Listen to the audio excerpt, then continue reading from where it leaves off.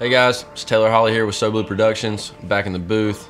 Andy Burns cut me loose for this one, but I got a couple guys here for you today. Got Brad Mizrainey, Hashtag The Miz, and Chase Payne. Hashtag easy breezy C peasy. And we are bringing you the United States Amateur Match Play Championships Alabama State Finals. Tailor Holley, McQueary, hole 1, 348 feet, looking downhill here at George Ward Park.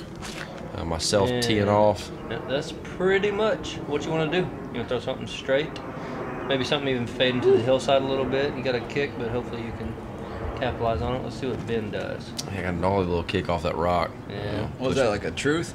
Yeah, I think that's about right. So, And turns that one over a little bit. I think he misses the Mando. Looked like it. yeah, I think he just cut inside of that Mando there. That's kind of a recent Mando that they've put up to protect players on hole 2's tee box there. So, unfortunately, Ben going to be throwing his upshot or kind of jump putt run here for a 3. About 70 out, probably. Yeah, close run. Great run. I was about to say, I wondered why he's putting that. He needs to make it, but he got some effort behind it. Yep, going to give me kind of the easy 2-putt. Biggest thing is I just want to make sure that putt sat. Obviously, this hill, as you both know, can kind of get away from you. So, I'm going to take the 3 there. Going to go 1 up early in the match, which is always big. Kind of get that lead and try to keep the pressure on. So, moving to hole 2, 365 feet. We're playing to the B pin in the top left corner that you cannot see here, but you want to work a disc in between these 2 big trees that you've got in the middle of this fairway and try to skip something up the hill. So, And Taylor, take a great low line right there. Should get a nice flare up to the basket. And this one's a little bit higher, but looks like he's getting a little bit more distance out of that flex. May get over there just enough up to see. Looks like it pushed through those branches a little bit. We'll see where it lands up. yeah, I think Tony Ben actually ended up about 2 feet inside of me. So, if you're going first, you only look about 15 out. That must have been a great shot by Ben. He had a real great drive there. Again, was able to navigate those trees beautifully. And definitely what you want to do on the second hole if you've lost the first one, and kind of maybe a little bit of nerves on the first, but definitely able to come back with a great shot on 2. So have the hole, move it up to hole 3, playing the B pin here as well, 362 feet. Gonna be trying to navigate a series of sidewalks here. Ooh, this is not my favorite hole. I come up to this hole and I just think about the birdie that I'm about to lose. I hate this hole. This is The birdie that you're about to lose. the birdie I just got on the hole before it. Oh, that's, I'm gonna lose. I'm gonna hit one of these 15 trees. Oh, and take a. Like, I get what you're saying. yeah, You're like bogus. both of y'all Yeah, did. I It got looks you. like looks like Ben ended up in the creek, or not the creek. I'm sorry, the sidewalk. Well, actually, that's what they call them. Locals call these concreeks because they play just like creeks all throughout the park, all out of bounds. So what he's doing now is playing it on the side it went out from, trying to make this to save the 3 and hopefully split the hole. Yep. And again, kind of similar situation here with hole 1. Your competitor goes out of bounds. He's sitting 3, putting for 4. So I just knew that all I had to do was take the par here, not do anything fancy. So decent touch on the upshot. Gonna lay it in here for my 3. And Ben actually just gives that to you right there. Yeah. So Ben conceded the hole. So gonna go 2 up through 3 holes early. So definitely got some early momentum. Moving on to hole 4, we're playing the B pin here as well. 275 feet, hugging the tree line, and an OB concrete, as Brad was explaining earlier, just to the left of the basket here. That looks like a pretty good shot right there. What you want to do is get right over those bushes, but land just before that sidewalk, and that's pretty perfectly done right there. Yeah. Probably looking about 15-footer to the left. And Ben's throw just doesn't quite get the height he needs. Penetrates into those woods right there. Doesn't look like he put enough hyzer on. It was a good distance though. See if he can make something of it. Yeah, he might find himself a look out of here. We'll see what kind of run he can get. Oof, that's a great run. That was a good run. The low ceiling right there, about 35 out. Yeah, and I think that ceiling maybe was what got him. I See don't ya. ghost in the woods or something, man. I don't know. Something got a hold of me there, but nonetheless, took the birdie to go 3 up through 4. Moving on to hole 5, definitely the longest hole in the course, playing to the A pin at 605 feet. Probably plays a little longer than that, I would think. Yeah, this hole is actually a little uphill. You can't really tell on camera, but the entire hole itself does go slightly uphill, which does add some distance. And Looks like you made the most of it, but I'm sure you probably would have rather be a little farther left. Yeah, ideally, left of the basket here just kind of leaves you a nice, what for me is a comfortable forehand of the basket. Some people may not agree with that, but that's kind of where I was wanting to be, and you saw the frustration. Luckily, I skipped off the sidewalk, came back in bounds, and I'm going to leave myself an angle for an approach. So, Ben, going to have some work to do here. Looks like he flipped that one over a little too much, though. Oh, no. Tracking towards that OB. And I believe that one went over the fence. So, unfortunately, again, Ben with another OB here. I think the third one in the first 5 holes. Well, he's going to be throwing 4 now. Right. We're just throwing 2, so. Yep. And Ben conceded the hole there after going OB. So, moves me 4 up through 5 holes. And moving on to hole 6. Playing to the B pin again. 352 feet. Looking to be dead straight here. Watch out for dogs. A little hashtag dog crossing. Definitely wanted to let the dogs pass. Beautiful park out here. And got a lot of dogs running around. So this is a perfect looking shot right there. It's really hard to hold that line all the way 350 feet straight, but Taylor's done it perfectly. nice little T-bird that I have in my bag. It's well seasoned. Beautiful. So see if Ben can follow something up here. A little bit of an early release. Maybe he gets lucky through those trees. No, not as terrible as you might think, but it looks like he rolled down. Oh wow, got a the hill. crazy roll. Yeah, all the way back over this tree here. And Taylor's pretty much parked, so see what Ben can do.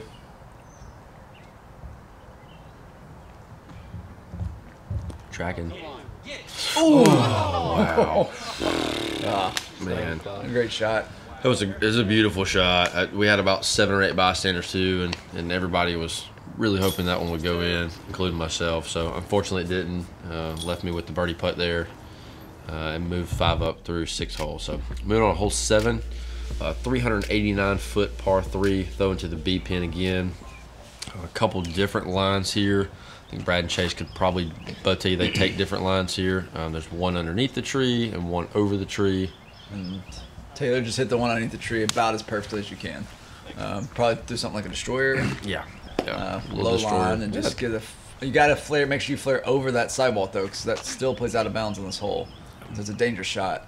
We were dealing with a little bit of headwind here, as you saw on Ben's disc. That disc I thought was pretty stable, and it just stayed straight the whole way. And obviously, the headwind kind of took Ben's disc. So, looking for an approach here. Little course maintenance. Three's still not bad on this. You don't see twos very often. Taylor's put himself in a prime position here.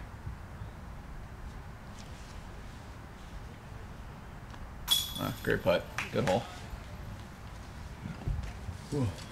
So that'll move me 6 up through the first 7. Definitely just kind of steamrolling with the momentum here. Moving into hole 8. I don't quite know what the stain is there, but we're playing to the A pin, 300 and something 8 feet. So see what we can make happen here.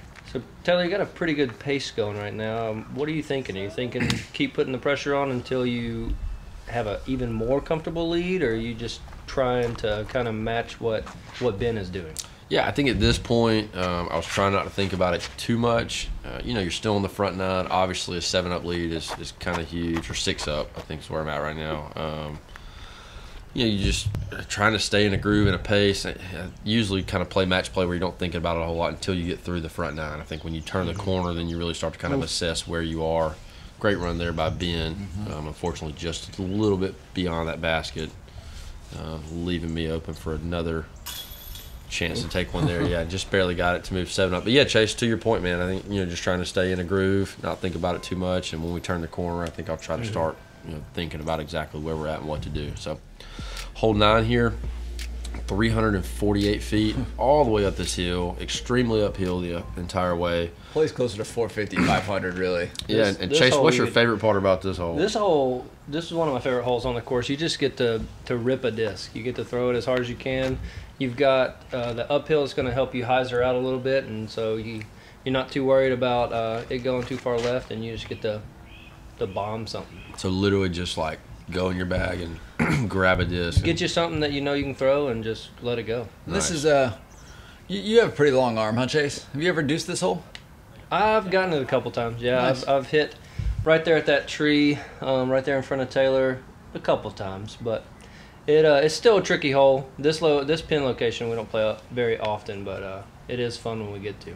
Yeah, that entire fence way to the left is kind of the tricky part Chase is talking about. You can definitely go a B.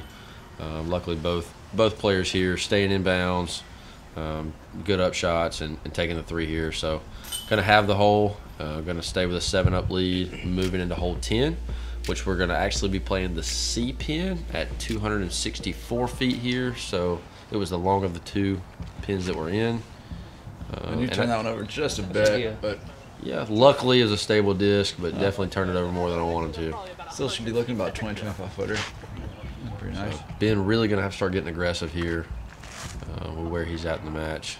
And again, we were dealing with a little bit of wind that wasn't showing a whole lot, but just some of it there, and probably that headwind got Ben there and turned it over a little too much. Now, Tailor, y'all have that last hole. Correct. Is match play the same as skins, to where if a hole is tied, it rolls over to count towards the next hole? Or how does that work? Sure, great question for the viewers, Chase. So in match play, if you have a hole, nothing rolls over. So it's almost as if the hole never existed. If you have the hole, you kind of dissipate it from the scorecard, you draw a line through it, and you take the same score move over. So if you were to have 3 holes in a row and win the 4th, you're not winning 5 holes, you're just winning the 1 hole still. So have hole there. Nobody won the hole, so moving on to hole 11. Play into the really, really long pin on this one. Plays all the way in the back. You see the Mando sign on that far right tree. That's a very late Mando, and if you're not paying attention, you can really blow right past it. And absolutely. Think you have a great drive, and there you are having to come back to that Mando. It forces you to come in early and play this gap as you're about to see here. Yeah, this one right here, real tight gap to the basket. So, and both Ben and Tailor took the hyzer out, which is the most common play. It's safer. You don't go down the hill, don't hyzer out. I have heard stories of someone acing, taking the flex line on the left, though. Ooh, wow. With a destroyer. Would have loved to have caught that on camera for sure. So, been there, throwing through the gap, but looking at a 3. And again, Chase, as you were kind of referring earlier, where my mindset's at this point, is to just, if I can continue to have holes, I mean, I can make it work. So, Ben with a 3, myself with a 3. So another half there. So moving 7 up with 7 to play, which means we're dormy. So all I have to do is have another hole to win this match. Play into the A pin, 332 feet, slightly downhill and working to the right. Now, Brad, I do pretty much what Tailor just did and throw a stable disc straight down the middle on a forehand and let it flare out to the right. That's pretty much the common route. Is there a route you like to take? That's the common route. And in summertime, that's pretty much the only route. But there's a small window, which the camera can't even capture right here. Way to the right, we can throw a backhand, right-hand shot with a putter or mid-range, and it filters directly to the basket, surprisingly enough. But it's been on a real good line there. Wow, that actually looked like it hit something down there and kicked back left. I don't think it was the basket. Maybe been that tree's right there putting, but knows he has to do this to push it, hopefully. Yeah, been with the 2, and so that means this putt right here is for the championship for myself. All I gotta do is make this and on to Kansas. There it is. So state champ. Well, congratulations, sir. Thanks, man. Well played around. 7 up through 6. Thank y'all for being here. Enjoyed it. Thanks for having us. Well, we're with the winner here, Tailor Holley, Alabama's state match play champion. Now, as a amateur player, are you looking forward to succeeding in Emporia? Absolutely, man. Thrilled about it. Here Emporia's just a great place to be. I've never been, so really excited to travel and to kind of go maybe show the rest of the country what Alabama disc golf has here. So. Wow, and I know a lot of our viewers are wondering, what is your workout routine? Because you are just Dude, busting out of that do shirt. this, man. That is incredible.